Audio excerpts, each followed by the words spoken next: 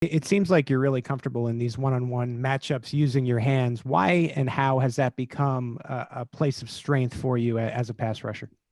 Kind of just preparation throughout the week, studying my opponent and understanding his tendencies and understanding how I can defeat those tendencies. So working throughout the week and, just kind of trusting yourself. And kind of like I said, preparation is a big part of what happens on game day and the results. So all that goes into preparation, how we work on the D line, how we work as a unit. Let's go next to Kieran Kornacki. Go ahead, Kieran. Oh, I'm sorry. The unmute button gives me trouble. Anyway, wanted to ask you a little bit about, right now you guys have the #1 seed. Right now you guys are on top of the hill. Is there a different mentality? It's one thing to get there, but now you guys are 12-1. Everybody's aiming for you to just keep that spot, and run the table so you guys can get that by.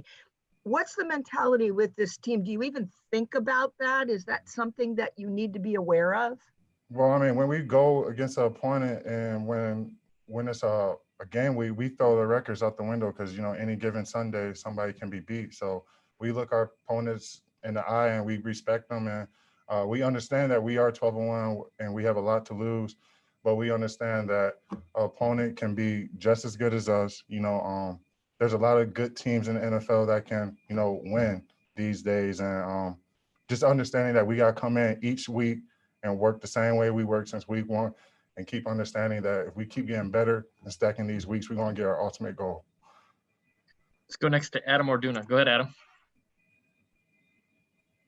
Hey, Mike, so being a rookie, you guys have already played in some big games. You've faced Tom Brady and Tampa Bay, and then you guys are now getting ready to play New Orleans. You played in a lot of big games in college as well. Do you ever just sit there and think about the fact that you're playing against a team like the Saints, like Tom Brady, and no games are guaranteed? What is your thought process when you look on the schedule and you say, man, we're playing some of these historic teams and you get to go do that on Sunday? Well, it's a really special feeling because, not everybody in the world get to do this, and it's really a blessing. So being able to go against those big name guys and those big name teams is truly a dream come true, but understanding that those teams or those guys are out for blood and are out to serve you a loss. So I come in each Sunday with the same energy, whether it's Tom Brady, Drew Brees, or whatever big name guys or whatever team it is. I give them guys all the same respect, and I just prepare for whoever I'm going against. Let's go next to Nate Taylor. Go ahead, Nate.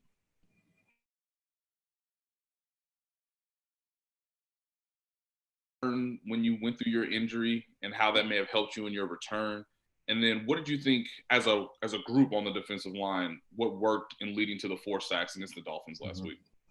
Well, I'll start off with the D-line. I think our preparation was big, man.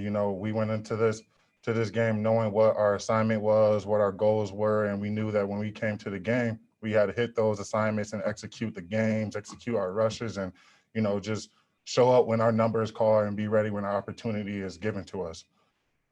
And for the second question, what was your second question? Can you repeat that again?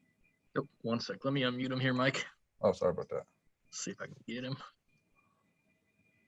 There you go, Nate. Give it a shot. Nope. There we go. How about now? Thanks, Brad. You played a few games early in your season, Mike, and then you had the injury.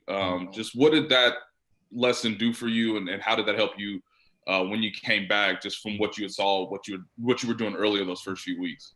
Well, there's always that you got to respect the game, man, because this game can take you out, snap of the fingers. So, understanding that, any play can be my last play, any game can be my last game, any practice can be my last practice. So just coming in with the same energy, the same intensity, the same work preparation, work ethic each week, and just try to keep getting better. And, I learned a lot over the injury. I learned a lot from the vets. I learned a lot from watching film. So all in all, I got a lot of positive out of that one negative situation. Let's go next to Adam Teicher. Go ahead, Adam. Hey, Mike, curious as to what your expectations were for yourself coming into your rookie season. You came in as a low-round draft pick in a year where there was no OTAs, no preseason, and you were coming to a defending Super Bowl champion. So I was curious as to what your expectations were coming into this season, and have you met those? Are you close to meeting them? How would you put that? Going into this rookie season, no, I had big expectations, and the biggest expectation I had was gaining my teammates' trust and respect. That was the biggest thing I wanted to do, because once you do that, you know, guys can trust you to be on the field, trust you to do your job.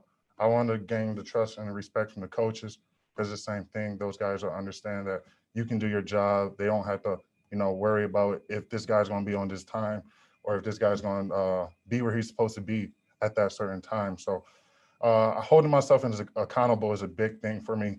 And just understanding that when I came here, I wanted to gain everybody respect, gain everybody trust, so I can just make this job easier for myself and easier for everybody else by having them, you know, trust me, be out there and doing what I'm supposed to do. We'll go to Sarin for the last one. Go ahead, Sarin. Mike, I know, you know, a little bit different style between Taysom Hill and Lamar Jackson, right? A little more power in his run, and maybe not quite as elusive as Lamar Jackson. Does that change how you have to prepare? Or is it, you know, the same thing? Or, you know, do you have to change it up, have a more physical mindset? Anything that is different when you see this kind of quarterback? Well, I mean, both of the quarterbacks both like to run. So kind of like you said, Jason has a little more power. So we got to be ready to play the power runs, the more of the core runs, the box runs, not so much of the bouncing and, you know, trying to get to the perimeter. So, because that's the Lamar Jackson type deal. But with him, he tried to get like between the tackles or whatever. So just preparing, kind of settling down in the front seven, being ready, be aware, being situationally aware of the times he can run, times he can pull it, and just, you know, be on our keys, understanding like when to be in the right place and at the right time. Mike, we appreciate the time. Thanks for joining us. All right, thank you. Thanks for having me, you guys. Thank you.